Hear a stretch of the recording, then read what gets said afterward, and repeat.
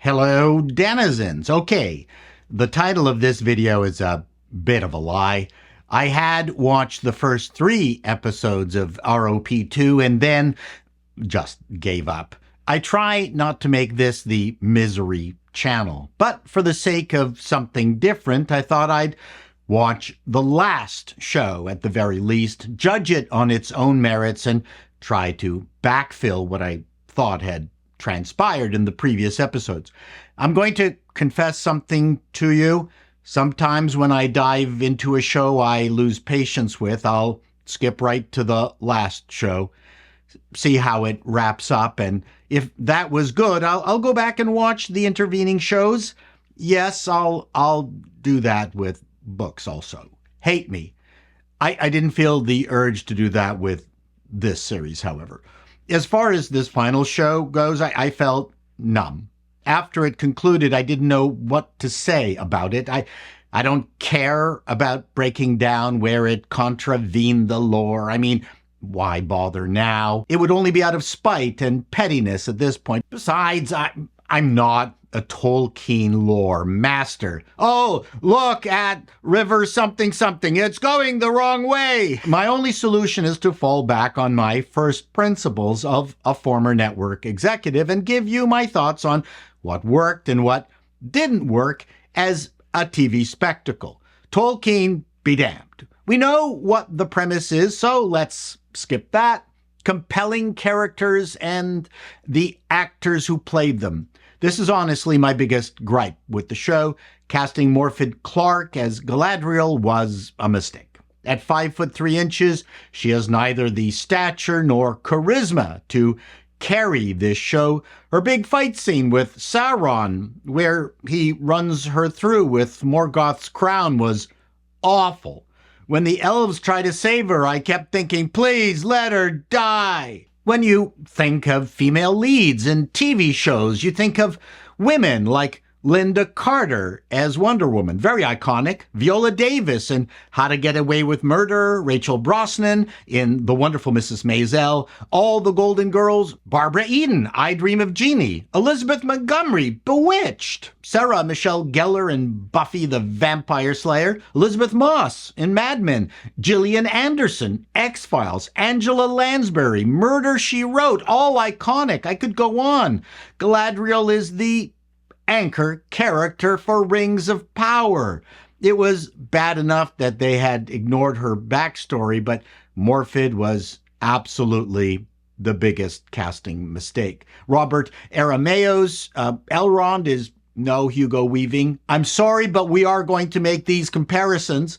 Gil-galad is stoic to the point of somnambulance, while Princess Disa was kind of a nice bit of energy in season 1. She's insufferable in season 2. I don't care about Queen Muriel. Celebrimbor looked like my grandmother. The only highlights for me were Sauron and Adar. Charlie Vickers nailed the big baddie. Why they had to go through the Hall-Brand subterfuge in season 1 just shows you that they didn't know what the hell they were doing. I will admit that having a clear and present bad guy helped season 2. It's as if in Flash Gordon, Ming the Merciless was initially hiding as a dry cleaner. Adar, also had a very clear purpose. The point I will make that all you Tolkien fans will hate, any show can be made to work for any number of reasons. Being loyal to the source material is no guarantee of success, but there is nothing more important than getting the cast right. And in this regard, Rings of Power shat the bed. Can Charlie Vickers carry the show for the next few seasons? Let me add that I never saw the point of making the women in the show as grubby looking as the men and often looking like men. Angie Dickinson always looked fabulous in Policewoman. Now, on to locations. Everything looked better in season 2, but I still had a hard time judging the scale and their surroundings. I never had that problem with LOTR. Eregion was a bit of a cipher, especially when it was under siege. It was also clear that they really didn't have enough extras to populate each location. There were many times it looked like some kind of choir was just standing about, and the battle scenes between orcs and elves looked like a playground fight. As far as my item 4, great stories, well written, I'll let the linguistic experts cover that, but everyone working the show are clearly under so much strain that they are either incapable or unaware that they are still dealing with people who can cry in good times and crack a smile in bad. See, I just did that.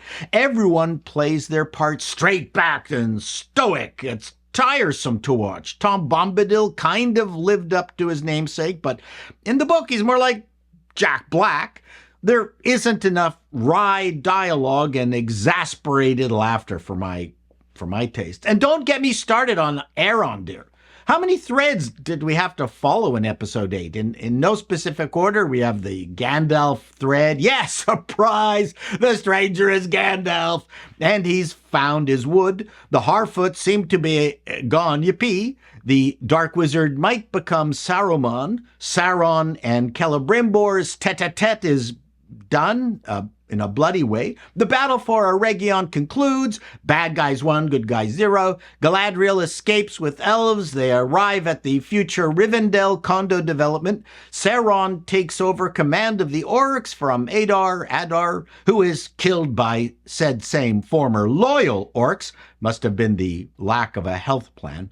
King Durin releases the Balrog and is killed for his troubles. Prince Durin will have a fight on his hands to lead the dwarves. Isildur has to leave his love Estrid behind. Pharazôn takes control of Numenor. Elendil runs off with Miriel. I think I was blowing my nose at the time. I think that's it. That's a lot. Too much. There's not enough time to let stories percolate. I'm invested in nothing. In Game of Thrones, you grew to understand each faction, but that was better written and acted and cast. Never mind. That's it. Stuff is moving forward, I guess. I've got rings of power PTSD. I can't tell if it was any good or not anymore. One thing that was absolutely awful was the score. It was loud, uninteresting, tuneless, and soulless. Random, overblown symphonic aberrations crashing about. All it managed to do was highlight what nothing burgers each scene was.